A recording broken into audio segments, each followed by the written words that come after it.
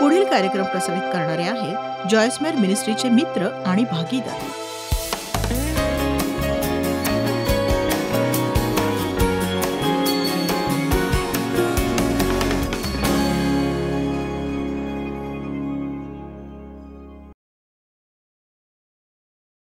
जर तुम्ही असाल नकारात्मक, चिडखोर, कडवट, सहमतीस कठीण, क्लिष्ट, मत्सरी, तुम्ही कदाचित आजारी पडाल आहो.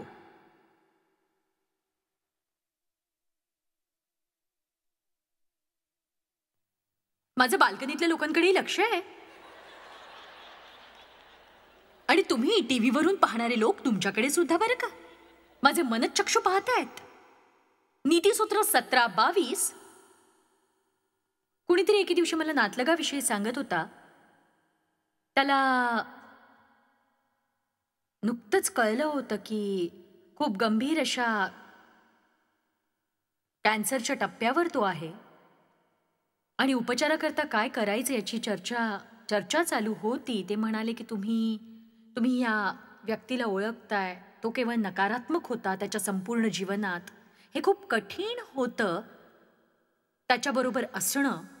आणि त्यांनी मला सांगायला सुरुवात केली की ही जी नकारात्मक व्यक्ती होती ती दुसऱ्या एका नकारात्मक व्यक्तीसोबत बसली होती आणि ती व्यक्ती सुद्धा याची नकारात्मकता ऐकून इतकी कंटाळली की कंटाळा आला दोघांना. आणि बघा, ते असं असतं की काय तुम्हाला कळतंय का, आपण स्वतःशी प्रामाणिक असायला हवं. खरं तर प्रत्येक बाबतीत दुसऱ्याला दोष देणं थांबवा तुम्ही आणि तुम्ही स्वतःला कधीतरी विचारायला हवं की मी इतरांबरोबर किती सहज असू शकते. किती लवकर मला लोकांचा राग येतो, किती लवकर माझ्या भावना दुखावतात. दुसऱ्या कुणाचं जीवन चांगलं करण्यासाठी मी काय करते, वर्षातले किती दिवस मी वाया घालवते स्वतःला दुःखी पाहण्यात. माझ्यापेक्षा अधिक असलेल्या लोकांचा मी द्वेष करते का? मी न्यायी आहे का? मी क्लिष्ट आहे का? तुमची स्वतःबरोबरच मीटिंग ठेवली तर तुम्ही आश्चर्यचकित व्हाल. फक्त 10 मिनिटांची. चला, तर तुमच्या अभिनयापेक्षा मी चांगला प्रचार करतेय.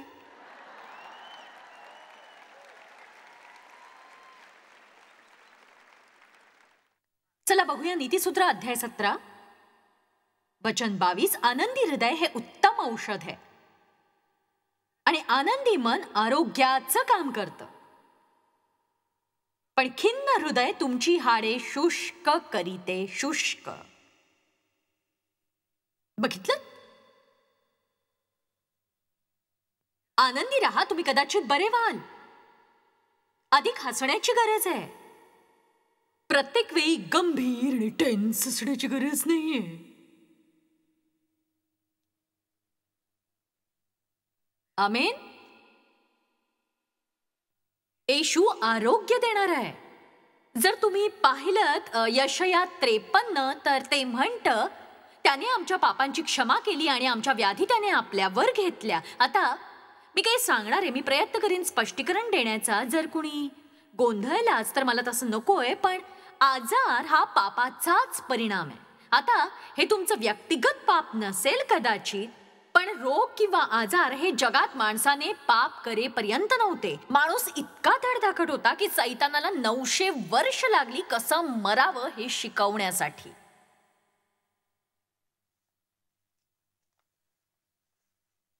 हे आपल्या DNA मध्येच नव्हतं. आपण आनंदी असे होतो. बागेमधील जीवनासकट देवाबरोबरची सहभागिता होती. खायला फळं होती, सगळ्यांवर प्रेम होतं, चांगला वेळ जात होता. पण नाही, हवेने मूर्खासारखं ते सफरचंद खाल्लं. आमेन. आपल्याला ठाऊक आहे की पापाने प्रवेश केला, माणसाचं आत्मिक मरण झालं आणि देवाने लगेचच मुक्तीची योजना तयार केली. पण पापाचं तत्व जगात कार्य करीत राहीलच. ज्या ठिकाणी पापाचं तत्व कार्यरत राहील तिथे आजार असतील, किटाणू असतील, सगळ्या प्रकारची अस्वस्थता असेल. या जगात तुम्ही राहत असल्यामुळे अशी वेळ येते, एखाद दिवशी तुम्हाला आजाराचा सामना करावा लागतो आणि तुम्ही इतके कमजोर होत जाता की तुम्ही तो आजार टाळूच शकत नाही. जगात राहत असल्यामुळे अनेक प्रश्न आणि समस्या समोर येतात, पण आपण अपेक्षा करू शकतो आणि विश्वास ठेवू शकतो की देव आरोग्य देईल. आपण काहीही करू त्यासाठी, पण एका गोष्टीची खात्री करा की सैतानाला वाटेल तसं कोणत्याही व्याधी विकारासाठी आपला दरवाजा उघडू नका कधीही. हे महत्वाचं आहे.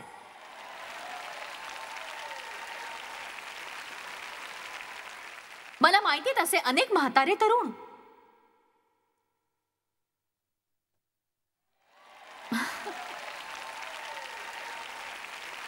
म्हणजे लोक मला सांगत असतात, म्हणजे बघा माझ्याकडे कामासाठी काही मुलं आहेत जी जेमतेम 20ची असतील, मला आणि देवला मदत करतात ती. आणि मी खरं सांगते तुम्हाला, म्हणजे हे सामान्य नाहीये. हे खरंच सामान्य नाहीये. एक सांगू, हे सामान्य नाहीये. हे नाहीये. तो तुमच्या स्वभावाचाच परिणाम आहे. जुन्याचा विचार करू नका सतत. म्हाताऱ्या लोकांसारखा विचार करू नका. आमेन.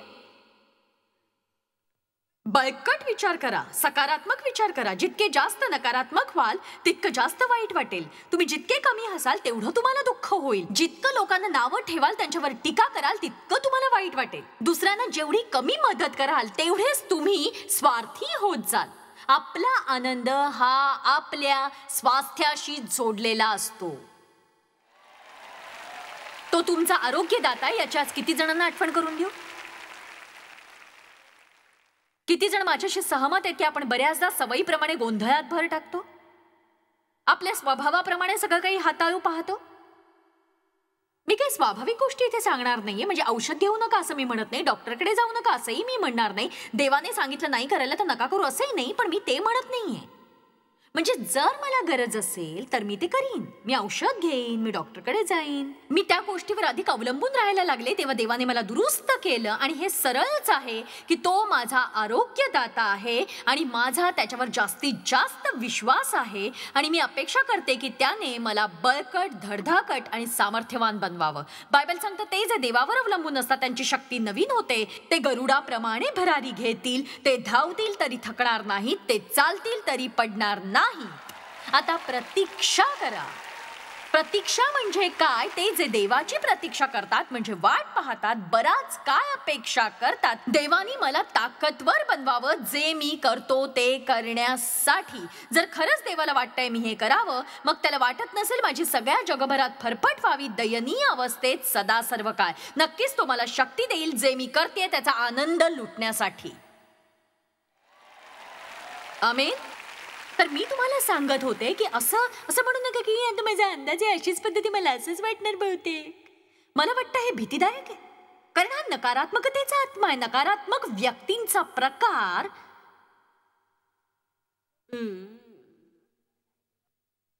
नकारात्मक व्यक्ती ज्या हार मानतात आणि फक्त त्यांना वाटतं देव काहीतरी करेल, कसं तरी कदाचित, पण त्यांना अपेक्षा नसते. त्यांच्याकडे तोंड उघडून काही बोलण्याची देखील शक्ती नसते. सैतानाचा तर ते प्रतिकारच करू शकत नाहीत कधी. ते कधी सैतानाला धमकावू शकत नाहीत. त्यांनी त्याच्याशी एक करारच केलेला असतो. एक सांगू का, माझी सांधेदुखी मला खरोखर इतका त्रास देते. एक सांगू का तुम्हाला, माझी सांधेदुखी असं अजिबात म्हणू नका तुम्ही कधीही. म्हणजे तुम्ही असं म्हणू शकता की माझी सांधेदुखी मला त्रास देतीये, पण मला माहिती आहे देवा तू त्याचं काय ते करशील. मी काय बोलते हे तुम्हाला कळतंय का? सांगा मला. आपण याच्या मालकीबाबत बोलतोय. आता मला पुढे जायचं नाही म्हणून आपण हे करूया. स्तोत्रसंहिता 103, 1-3. अरे बाप रे, आपण यावर मनन करायला हवंय रोज. हे परमेश्वरा, मला दयेने कृपेने आशीर्वादित कर आणि माझ्या अंतर्यामात जे सर्व आहे ते त्याच्या पवित्र नावाचा धन्यवाद करू. आशीर्वाद, दयेने कृपेने हे माझ्या देव परमेश्वरा, आणि त्याचे सर्व उपकार विसरू नको. जो तुझ्या प्रत्येकी सर्व अपराधांची क्षमा करतो, जो तुझे सर्व रोग बरे करतो, सर्व रोग बरे करतो. हे इकडे आहे, बरोबर आहे ना?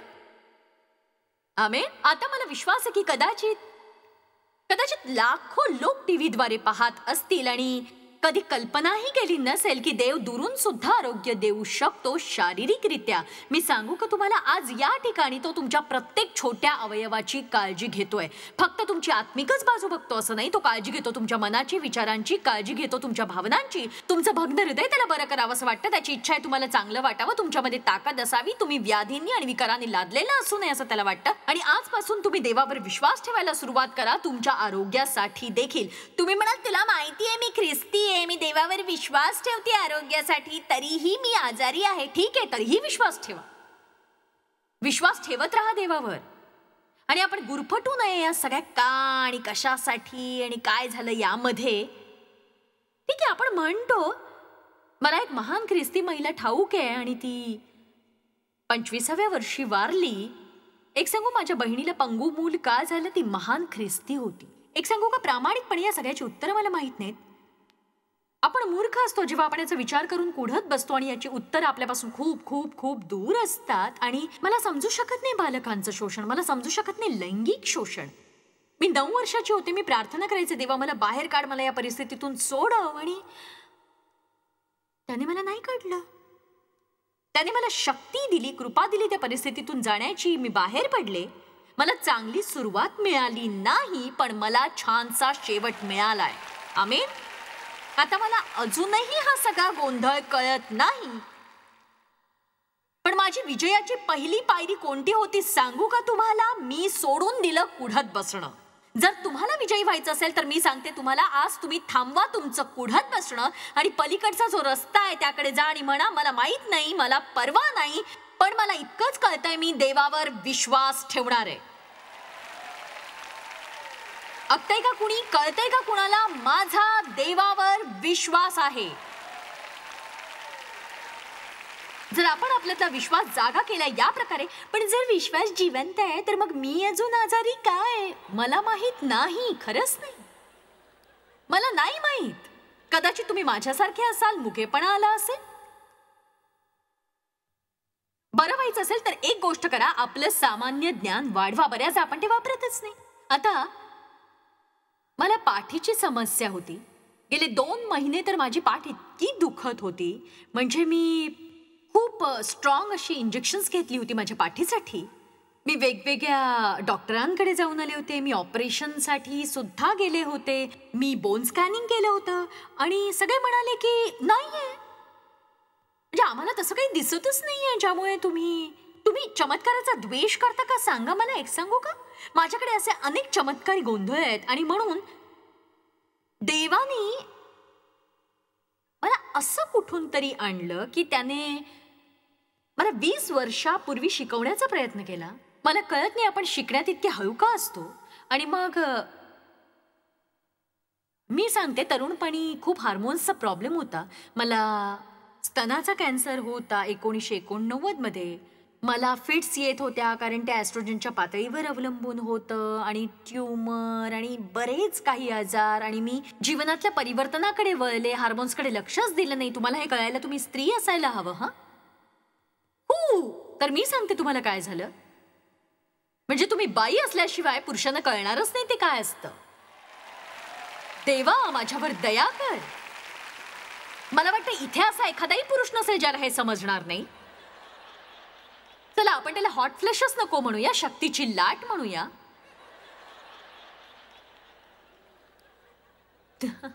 तर असू द्या, मी हे सगळं तुम्हाला सांगितलं की तुम्हाला कळावं मी यातनं गेले. आणि मी खरंच कुणाकडे बोट दाखवू इच्छित नाहीये की कुणाला असा काही शारीरिक त्रास आहे, पण मी इथे बसून सांगू पाहते की अनेक वर्ष देवाने मला काहीतरी करायला सांगितलंय, मी ते केलं नाही. म्हणजे मी इतर सगळं काही केलं पण ते केलं नाही.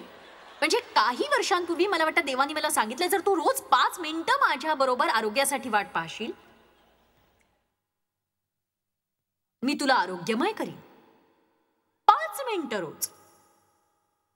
काही दिवस मी ते केलं आणि बघा 5 मिनिटं, माझ्याकडे 5 मिनिटंही नव्हती.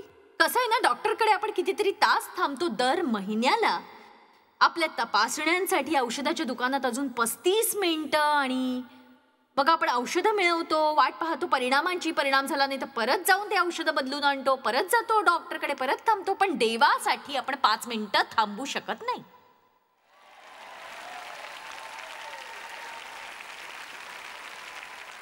आता आता माझी पाठ 95% बरी झाली आहे आणि एक प्रकारे खुर्चीचीही मला सवय झाली आहे, म्हणून आता मी ती ठेवते. पण मला शक्यतोवर गरज वाटत नाही इकडून तिकडे धावण्याची अनेक जागी वेड्यासारखं. मला गरज भासते थोडीशी आरामाचीही. इथे मुद्दा एक असा आहे की परत पाठीकडे आणि पायाकडे वळूया. आणि मी सांगते, माझ्या पायालाही काही वर्षापूर्वी लागलं होतं, मला खूप त्रास झाला होता. आणि असं होतं की मी साधारणपणे डिसेंबर महिन्यात सभा आयोजित करत नाही, कारण सभांसाठी हा महिना चांगला नसतो. पण आम्ही असं म्हणतो की डिसेंबर महिना हा आमचा ऑपरेशनचा महिना आहे, कारण वर्षभरात इतर वेळेला मला मोकळीक नसते. आणि म्हणूनच या महिन्यात मी निश्चितच वेळ काढू शकते आणि म्हणून मी ते करून घेऊ शकते. एके वर्षी मी पायाचा प्रॉब्लेम सॉल्व्ह केला, मग दुसऱ्या वर्षी पाठीचा प्रॉब्लेम सॉल्व्ह केला, मग वगैरे वगैरे. तर देवा सांग का मी तुझ्या वचनातून संदेश देतीये, मी लोकांना मदत करू पाहतीये, मी योग्य तेच सगळं करू पाहते. देवा का? असो, तर परत फिरू. कुणी माझ्या बरोबर आहे का? ठीक आहे.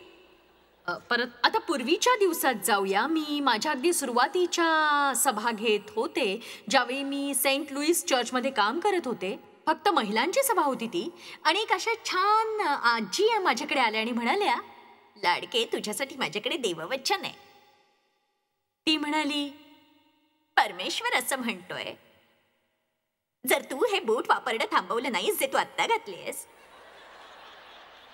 बऱ्यापैकी 3 इंचाची हेल होती त्याची. खूप काळ मी वापरत होते. अशा अनेक सभांमध्ये कित्येक मैल चालले होते. काय करू? टाकून देते. होतं की नाही असं? सांगा मला. तर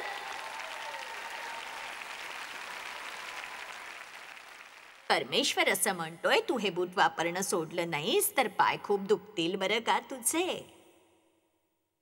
आता मला जरा हुशारी सुचली आणि मी विचार केला, तसं ती छान सांगतेय, पण तिला सुंदरशा बुटाच्या जोडीचं महत्व कसं कळणार, नाही का? तर मग ओ, माझ्याकडे असं बघू नका की तुम्ही असं कधीही वागत नाही. आणि एक सांगू, इथेच एक मुद्दा आहे. मला माझे बूट टाकायचे नव्हते आणि जेव्हा आपल्याला काही करायचं नसतं, आपलं ऐकणं हे एकदम बंद होऊन जातं. तर मी माझे बूट तसेच घातले, खूप फिरले सगळीकडे. आमच्याकडे स्तुती आणि आराधना असायची. मी खूप उड्या मारल्या त्या शूजवर. आणि मग त्याचा परिणाम काय झाला? माझी पाठ दुखायला लागली, माझे पाय दुखायला लागले. कधी कधी तर पाय इतके त्रास द्यायचे की जेव्हा मी रात्री माझ्या खोलीत जायचे, अगदी रडायचे मी ढसाढसा. आता तुम्हाला समजलं का? हा मूर्खपणा होता माझा. म्हणजे माझा नव्याने जन्म झाला होता, पवित्र आत्म्यात बाप्तिस्मा झाला, मी संदेशही देत होते, पण मी एक मूर्खपणा केला होता. आमेन. मूर्खपणा. मी ऐकलं नाही त्या बाईचं. बरोबर आहे. तर आता अनेक समस्या आहेत. म्हणजे असं आहे की देव मला मदत करणार नाही आणि तो मला बरं करणार नाही. नाही, तो करील, पण मी तो मूर्खपणा करत राहता कामा नये. म्हणून जर तुम्हाला आरोग्य हवं असेल तर प्रथमतः निश्चय करा की मूर्खपणा सोडून देणार आहात.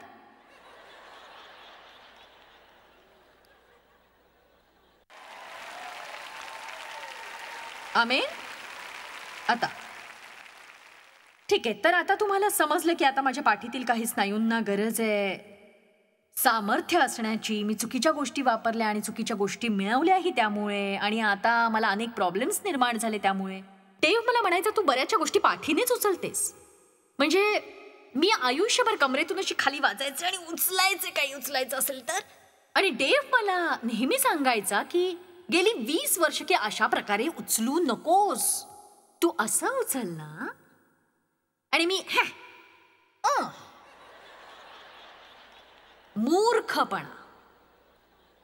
आता मला समजतंय काय झालं माझं ते.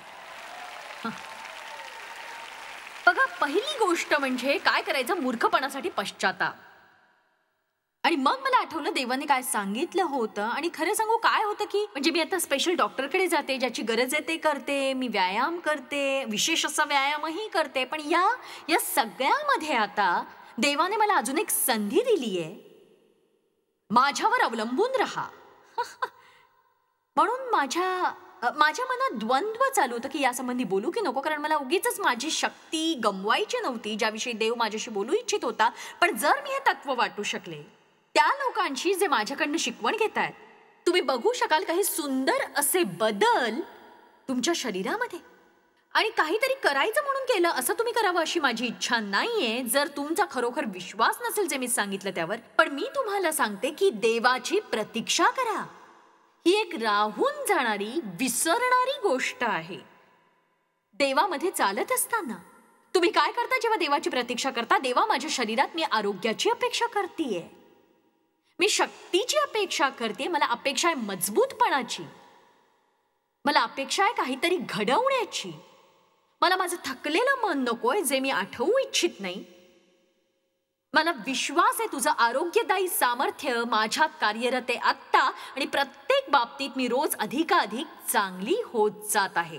तू माझं डॉक्टर आहेस, तूच परमेश्वर आहेस मला बरं करणारा. तुला बसलेल्या फटक्यांनी मला आरोग्य प्राप्त झालं आणि मी पूर्ण आहे. त्यावेळी मी हा विचारही केला नाही की तू मोठ्याने बोलत होतास. मला वाटतं तुम्ही यावर फक्त मनन करा. दुपारच्या जेवणाच्या वेळी 5 मिनिटं काढा, देवाची प्रतीक्षा करा. संध्याकाळी 5 मिनिटं काढा. प्रत्येक वेळी तुम्हाला संधी मिळत असते. काही मिनिटांचा वेळ घ्या, तुमचे डोळे बंद करा आणि नुसतं म्हणा, देवा मी तुझी आभारी आहे, तू माझा डॉक्टर आहेस. मी काय ठरवलंय हे तुला ठाऊक आहे. मी माझं उर्वरित आयुष्य घालवणार नाही चिडचिड करण्यात, आणि मी माझा वेळ वाया घालवणार नाही धावण्यासाठी, डॉक्टरांची अपॉइंटमेंट घेण्यासाठी. गेल्या 2 महिन्यात मला किती वेळा डॉक्टरांची अपॉइंटमेंट घ्यावी लागली सांगू तुम्हाला? म्हणजे एका पाठोपाठ एक मी अपॉइंटमेंट घेत होते. माझा वेळ फुकट जात होता आणि मला वाटायचं की म्हणून प्रथम मूर्खपणापासून मुक्त व्हा. पटतंय ना तुम्हाला माझं?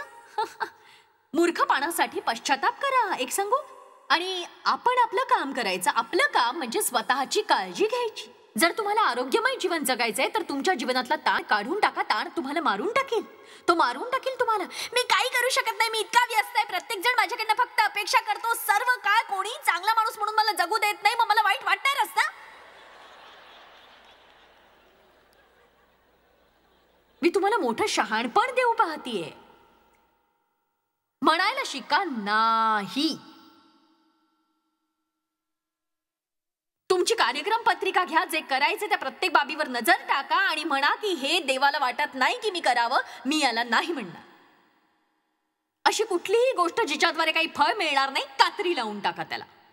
ठीक आहे, आता माझ्याकडे जास्त वेळ शिल्लक नाहीये, हे चांगलं आहे कारण मी तुमच्या खाण्याविषयी बोलणार आहे आणि या प्रकारे मी सभागृहातून लगेचच बाहेर पडू शकेन. तुम्ही जंक फूड खाऊन आरोग्यदायी असू शकत नाही. तुम्ही असता जसे तुम्ही खाता. ठीक आहे, जर चॉकलेटचे चीप कुकीज असतील तर मला एक आणखीन खायला आवडेल. आपण हास्यास्पद असं काहीही करता कामा नये. म्हणजे मला म्हणायचंय की तुमच्याकडे देवाचं सामर्थ्य आहे, तीच मेलेल्या ख्रिस्ताला उठवणारी शक्ती तुमच्यामध्ये आहे. आता हे सांगू नका की कुकीजवर तुम्ही नियंत्रण ठेवू शकत नाही म्हणून. तुम्हाला एक बिस्किट हवंय, तुम्ही एकच खाऊ शकता, असा काही नियम नाहीये. प्रत्येक वेळी एक बिस्किट खा आणि थांबा, नाहीतर माझं पुस्तक वाचा, eat the cookies by the shoes. पण असं म्हणू नका की तुम्ही एक खाल्ली तर तुम्हाला 1 डझन खावे लागतील, कारण कुकीजवर नियंत्रण ठेवता येतं. अति खाऊ नका, कमी खाऊ नका. देवाने जेव्हा मान्ना पाठवला त्याने खास करून सांगितलं की त्यांना ते प्रत्येकी 1 ओमर गोळा करतील आणि ते 3 पावशेर पेक्षा थोडं जास्त होतं. त्याने आकाशातून पोळी भाजी पाठवली, बटाटा वडा आणि पिझ्झा आणि बर्गर आणि सोडा पॉप नाही.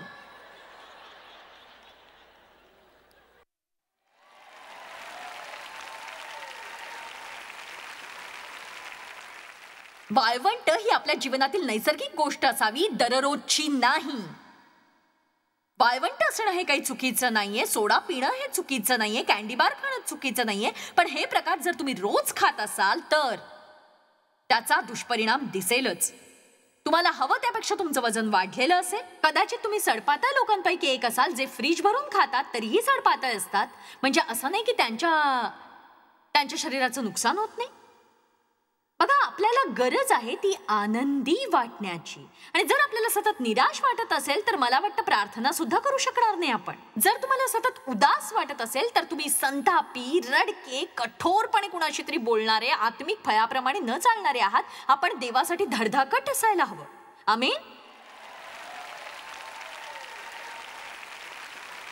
त्याला बसलेल्या फटक्यांनी आपल्याला आरोग्य मिळालंय आणि आपण पूर्ण झालो आहोत. मला तुमच्यासाठी प्रार्थना करायला आवडेल, तुमच्या आरोग्यदानासाठी. पित्या, आम्ही तुझ्यावर विश्वास ठेवतो. आमचा विश्वास आहे तू येशूला पाठवलेस आमचे आजार बरे करण्यासाठी, पापांची क्षमा करण्यासाठी, आमच्या आयुष्यातील प्रत्येक विभागाची खरोखर पुनर्स्थापना करण्यासाठी. वचन सांगतं की त्याला बसलेल्या फटक्यांनी आम्हाला आरोग्य प्राप्त झालंय आणि आम्ही पूर्ण झालो. संपूर्ण बायबलभर येशूने आजाऱ्यांना बरे केल्याची नोंद सापडते. मला विश्वास आहे तो एकसारखाच आहे काल, आज आणि सर्व काळ. आम्ही विश्वासाने प्रार्थना केली तर आम्ही नक्कीच बरे होऊ. तेव्हा आज मी प्रत्येकासाठी प्रार्थना करतेय जे पाहतायत आणि ते आहेत आजारी, रोगी, दुखणाईत शरीरामध्ये. मी तुमच्यासाठी प्रार्थना करते की तुम्हाला देवाच्या आरोग्यदायी सामर्थ्याचा अनुभव यावा आणि या क्षणी तुम्ही आरोग्यदानासाठी त्याच्यावर विश्वास ठेवा आणि ते किंवा ती लक्षणं त्वरित निघून जावी, थोडी थोडी, रोज रोज, असं की तुम्ही विश्वासात उभं राहावं, बाळगावा विश्वास की देवाची आरोग्यदायी शक्ती तुमच्यात कार्यरत आहे या क्षणी. म्हणून मी परत सांगते, येशू ख्रिस्ताच्या नावामध्ये आरोग्यदायी व्हा. आणि पित्या, आम्ही आभारी आहोत तुझे की तू आमच्या शरीरात कार्य करीत आहेस आणि येशूच्या नावाने तुला गौरव असो. आमीन. देव तुम्हाला आशीर्वाद देव. हा दिवस तुमच्यासाठी अद्भुत असो. जॉयस्मायर मिनिस्ट्रीज करता तुम्ही खूप मौल्यवान आहात. आम्हाला तुमचं कौतुक आहे आणि जगभरामध्ये हे सेवा कार्य शक्य करण्याकरता आम्ही आमच्या मित्रांचे आणि पार्टनर्सचे आभारी आहोत. आम्ही एकत्रितपणे भुकेल्यांना खाऊ घालतो, गरिबांना वस्त्र देतो आणि राष्ट्रांना सुवार्ता सांगतो. तुमच्या प्रार्थनेच्या विनंती करता आमच्याविषयी आणखी माहिती मिळवा.